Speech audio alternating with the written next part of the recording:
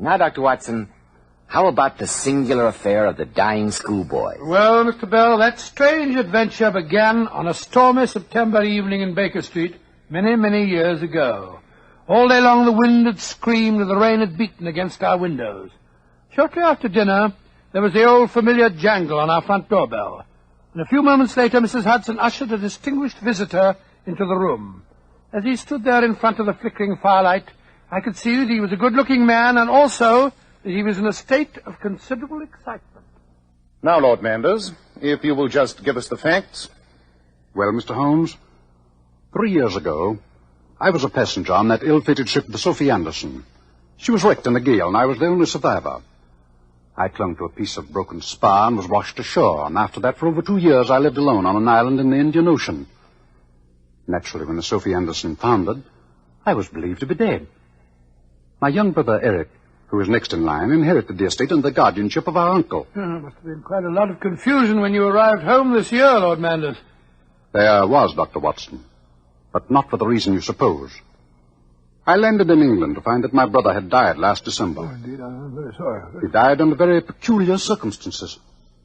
That's why I've come to you, Mr. Holmes. What were those circumstances? My uncle sent Eric to a school on the Welsh moors, not far from Cardiff. A school known as Ponsonby Hall. He died in the school infirmary there, supposedly of pneumonia. And you have some reason to believe it was not pneumonia? Nothing definite. I've been down to the school, but Dr. Ponsonby, the owner, was too ill to see me. However, I did talk to a frightening woman there, who's the matron of the place, a Mrs. Arkwright. I became suspicious. So I stayed on and, for a few days, made some local inquiries. With what results? Ponsonby Hall has a black name with the villagers, Mr. Holmes. 5 boys have died there in the last 2 years under circumstances similar to my brother's. Good gracious me. I presume that you immediately had an accounting with your uncle? My uncle had settled another account before my return, Mr. Holmes. He died of a heart attack last February. But I am certain he was responsible for Eric's death. You see, he stood to inherit the estate. It may sound incredible, but I believe Eric was murdered at Ponsonby Hall. Murdered in a boys' school? Oh, come, sir. Such things can't happen in this 19th century of ours. But they can, Watson, and do, unfortunately. You don't mean it? I do. A private school situated in a desolate spot and operated by an unprincipled scoundrel could provide excellent and profitable opportunities for removing unwanted relatives. What a ghastly thought. Mr. Holmes, I know that Eric's dead and nothing can bring him to life again. But I can try and avenge his death and bring his murderer to justice. You will help me, won't you? Yes, Lord Manders, I will. If these shocking occurrences have been taking place, we may be able at least to prevent further tragedies. Watson, suppose we join Lord Manders on the West of England Express tonight, and tomorrow see what can be done to penetrate the black clouds that surround Ponsonby Hall.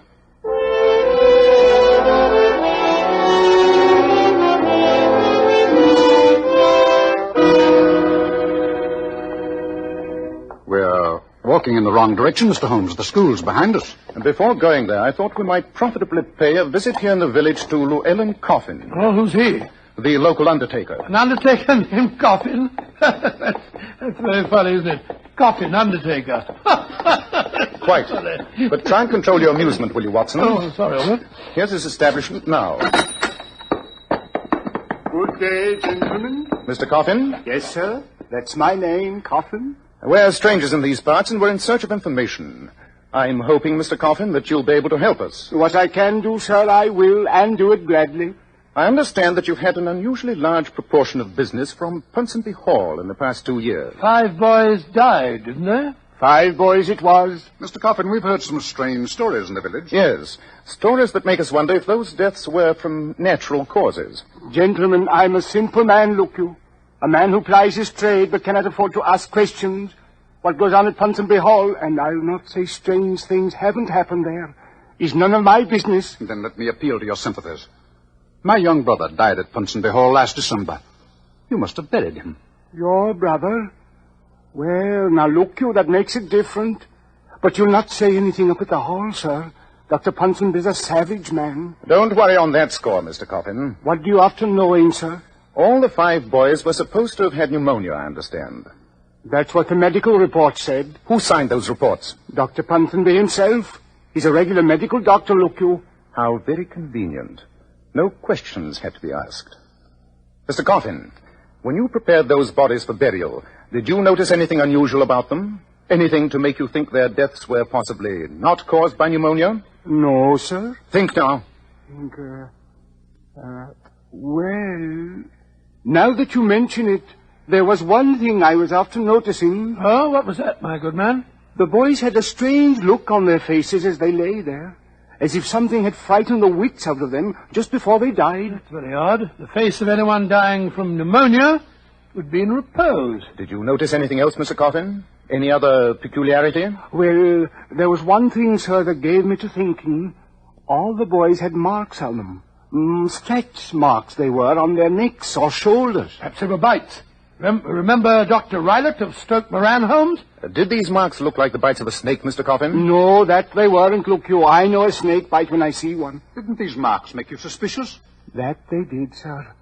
And when I saw them on the boys, I took my courage in my hands and asked Dr. Ponsonby. And what did he say? Inoculation marks. He said that he had tried to save them with some newfangled medicine. No autopsy was held on the boys? No, sir. Dr. Ponsonby is the only doctor in these parts, look you. He gave the certificates. Who was to ask any questions? Exactly. Come on, Watson, Lord Manders. This has been a very promising start. Thank you, Mr. Coffin. You've been most helpful. It was a pleasure to talk to you, gentlemen, but please don't be after repeating what I said. Well, Mr. Holmes, I think you'll agree my suspicions were well-grounded. Yes. And we'll lose no time investigating this matter. I think we may work faster if we divide our forces. I shall return to the inn and compose a telegram that I shall ask you to send for me, Lord Manders. Of course, Mr. Holmes. Aren't you going to Ponsonby Hall, Holmes? Not immediately. However, you, my dear Watson, can be my advance guard. Me? Yes. I think that your open countenance, combined with that delightful Scottish accent you sometimes assume, plus an appropriate name, should lull Dr. Ponsonby into believing that he has another wealthy customer who needs his very specialized services. Well, Holmes, I'll do my best. Just the same, I'll be very relieved when you get on the scene.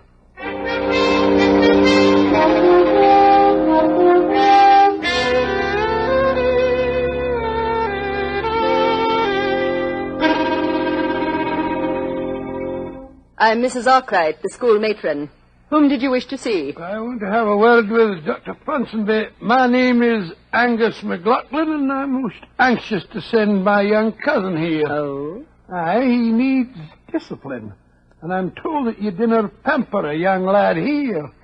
Please come in. I'm sure Dr. Ponsonby will see you. Thank you, Mrs. Arkwright. Go in, please. Dr. Ponsonby? Yes, please sit down, won't you? Thank you, sir. My name is Angus McLaughlin. I've travelled all the way from Aberdeen to see you. I was told that at your school you at least know how to discipline a lad. Well, Mr. McLaughlin, in our modest way, we endeavour to inculcate our students with a sense of responsibility. Aye. I was about to have a glass of wine. Perhaps you'd care to join me? That's very kind of you, Dr. Ponsonby. I'd like to. You wish to send a relative here, Mr. McLaughlin? Aye, sir, a young cousin of mine, if you'll take him. Here's your wine, Mr. McLaughlin. Thank you, sir. And to your very good health. That's very good. Tell me more about your cousin, sir. Before I accept a new student, I like to know as much about him as possible. Well, I'll be quite frank with you. He's 13 years old, and he's a young devil, and an inconvenient young devil, too. You see, Dr. Ponsonby, I'm his guardian. You follow me? No, sir, I don't think I do. Well, I'll be perfectly honest with you. I'm not a poor man, and I'd be a very wealthy one if it weren't for that boy. The whippersnapper is the only person who stands between me and my dead brother's fortune. I wouldn't be sorry if anything were to happen to him. Am I making myself quite clear, Doctor? Much clearer, Mr. McLaughlin. Another glass of wine? Thank you. Well, it's very good. Mr. McLaughlin, why not put all your cards on the table? So much simpler that way. Very well. Does £10,000 mean anything to you, Dr. Ponsonby? Dear me, yes. The scholastic profession is notoriously unremunerative. If my young cousin were to be taken ill, perhaps, shall we say, with pneumonia, if he were to die here at your school, what was I saying? Oh, I'd pay you £10,000. And now, sir, I can't be more explicit than that. No, can I? I don't think so. By the way, Mr. McLaughlin, your Scottish accent is beginning to disappear. Such a pity. It was quite colourful. Wine's drugged. You haven't touched your wine's drugged. I'm a most abstemious man. Particularly on occasions like this, Dr. Watson. How did you know my name? Even in this remote spot, I've seen photographs of you and your friend, the famous Sherlock Holmes. I'm just a little hurt that you both thought I was stupid enough to be fooled so easily. You seem dreadfully sleepy, Dr. Watson. I've got to go to sleep. And sleep well, my friend. I only hope that you don't have too much trouble waking up.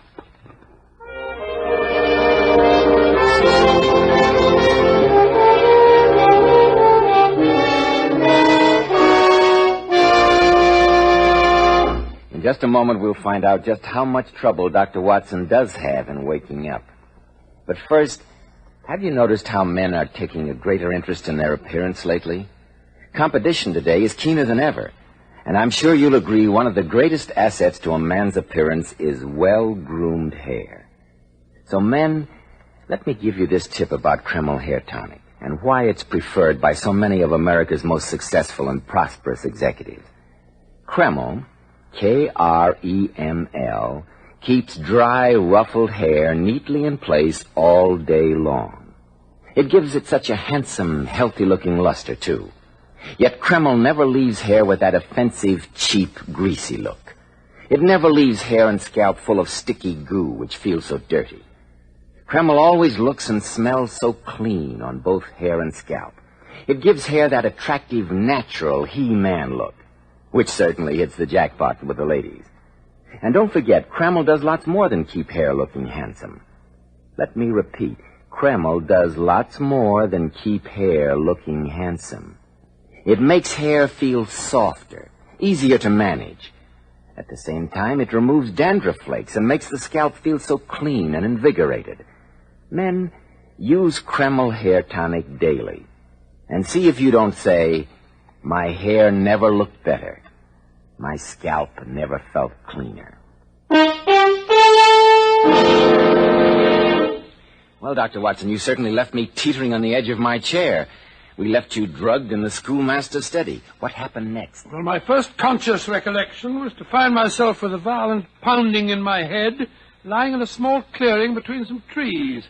Bending over me with a look of deep concern on his face was my old friend Sherlock Holmes. Watson. Watson, old chap, are you all right? Yes, I've got a frightful headache, Holmes. What are you doing there in those clothes with that droopy moustache? It proved a good enough passport to secure me employment at the stables here. Well, how did you get me out of Ponsonby's study? The stables command an excellent view of the school building. Your long absence worried me, and when Dr. Ponsonby finally appeared, alone, I became suspicious. So I took advantage of his absence, slipped through the study window, and rescued you. Well, thank heavens you did. He gave me drugged wine. It's a funny thing, Holmes. I was probably delirious, but I swear that I saw a woman's handbag on the table. A pink and black beaded bag, and it was alive and moved. Great heavens! That confirms my worst suspicions. Did you see it, too? No, it wasn't there when I came in. Somebody, probably Mrs. Arkwright, removed it. Watson, you were never closer to death. I blame myself for having allowed you to tackle Dr. Ponsonby alone. Don't reproach yourself, Holmes. Where's Lord Manders? Waiting at the inn for an answer to my telegram. He is to meet us later behind the lodge gates. What's our next move? To go to the stables, dirty you up a bit and get your change of clothes. Then we'll return to the attack. There's desperate work ahead of us.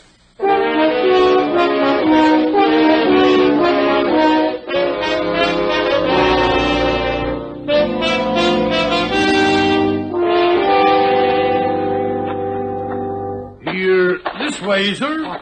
What, my man? Don't look so alarmed, Lord Manders. Dr. Watson, I wouldn't have recognized you. What's happened? Trouble. I had to assume a disguise, too. You brought an answer to Holmes's telegram? Yes, in my pocket. Where is he? He went over to the main school building and asked me to... Other things that the second cook, an acidulated woman of dubious charms, is most susceptible to flattery. Over a glass of stout, she quite inadvertently gave me 3 vital clues. What were they? Firstly, that all 5 of the unfortunate boys died in the same small room. Secondly, that fatal room is directly under the room of Mrs. Arkwright. And she's capable of anything, if you ask me. The third clue makes our next step an urgent one. A boy by the name of Carruthers Minor was moved into that room yesterday. He's supposed to have an extremely bad cold. Dr. Ponsonby is afraid it might turn into pneumonia. Good heavens. Exactly, Watson. I suggest we lose no time in visiting Carruthers Minor. Though I'm sure Dr. Ponsonby would consider it unethical, this is one occasion when another doctor's opinion is absolutely vital.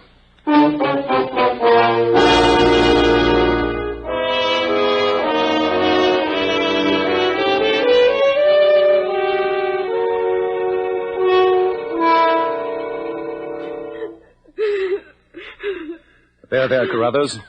This is Dr. Watson. He's come to make you well. You can't make me well. Dr. Ponsonby says I've got pneumonia. Oh, nonsense, my dear boy. You've got a slight cold, that's all. If Dr. Ponsonby says I've got pneumonia's what I've got. Nothing of the kind, my boy. Nothing of the kind. Watson, you notice this bed is anchored to the floor? It can't be moved. What does that suggest you? Again, it reminds me of Stoke Moran and Dr. Rylott. But I don't see any bell pull. No, Watson. No bell rope is needed, because no murderous snake is involved in this plot. But look up there, directly above the bed. A small trapdoor. Leading from Mrs. Arkwright's room. Now the whole picture's clear. The trapdoor, the strange marks on the dead boys, the beaded bag that you saw. What was that? I don't know. Lord Manders is standing guard in the hallway. It's Dr. Ponsonby. He's come to look at my pneumonia. Mrs. Arkwright. I know you were expecting Lord Manders. He's lying in the hallway. He was looking in the wrong direction. Unfortunately for him. Don't let Mrs. Arkwright come near me. Don't let her. Mrs. Arkwright, I'd put that revolver away if I were you. I doubt if you know how to handle it. I assure you that I do. Having used the butt end of it on your friend so successfully should prove that fact. Grab her, Watson. Right, you are. Get away from Drop me. that revolver, Mrs. Arkwright. That's right. Let the old dog have it. Drop that revolver, do you hear me? That's better. I say, Holmes, she's fainted. Good. Help me carry her up to a room. Well, what about young Carruthers and Lord Manders? We must remove them to a place of safety, and then, Watson, all that remains is to call on the giggling Dr. Ponsonby.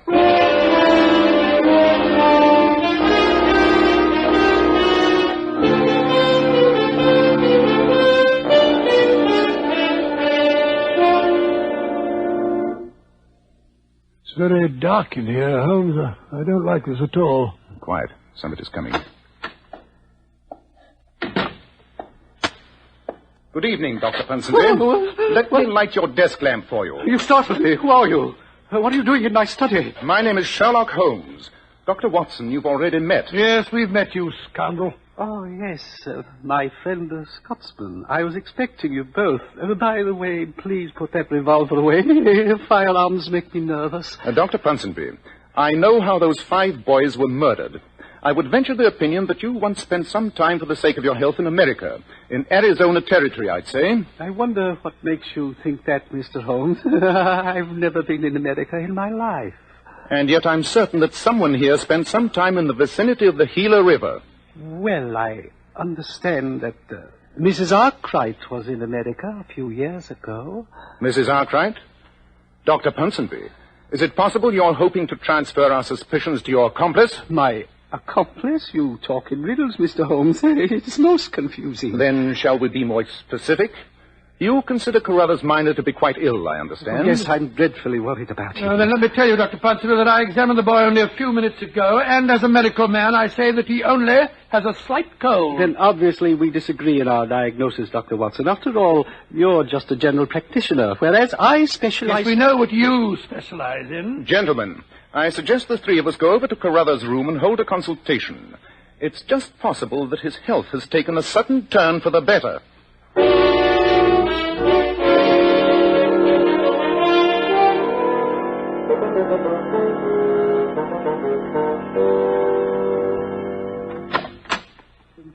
The bed's empty. Carruthers Minor has gone. Yes, Dr. Ponsonby.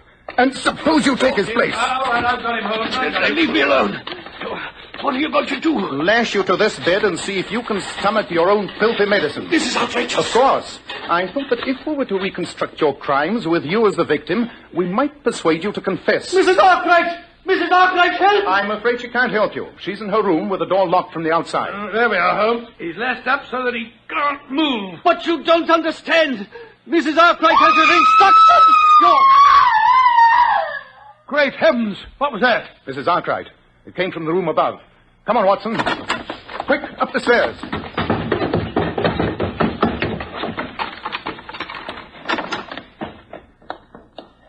She's fainted again. Feel her pulse. I was just going to... Holmes, there is no pulse. She's dead. The poison works fast. Observe those marks on her wrist. Looks as if some animal had bitten it. It has. And that means the animal's loose in this room. Great heavens. Somehow it must have escaped from its cage and turned on her. Guard the door, Watson. Our lives are not safe until we've found this monster. I don't understand. Look. Look! Under that washstand there. Good heavens, it's that beaded handbag again. And it's moving. Give me your walking stick, Watson. Here. There. This diabolical creature's done enough damage for one lifetime. It's dead, Holmes, but what in thunder is it?